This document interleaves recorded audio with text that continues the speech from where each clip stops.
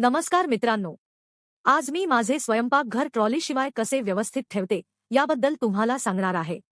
माझ्या स्वयंपाकघरात ट्रॉली नसल्यामुळे जागेचा योग्य वापर करणे माझ्यासाठी खूप महत्त्वाचे आहे. सर्वप्रथम मी भिंतीवरील जागेचा चांगला उपयोग केला आहे.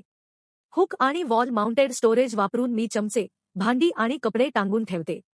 त्यामुळे ओटा नेहमी मोकळा राहतो आणि स्वयंपाक करताना सोय होते. मी स्वयंपाकघरातील कपाटांची चांगली विभागणी केली आहे.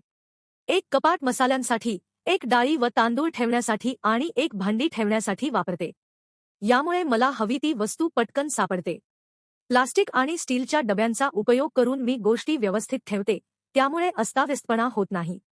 मी नित्य वापराच्या वस्तू जसे की तेल, मीठ, मसाले आणि पाणी गरजेच्या ठिकाणी म्हणजेच ओट्याच्या जवळ ठेवते.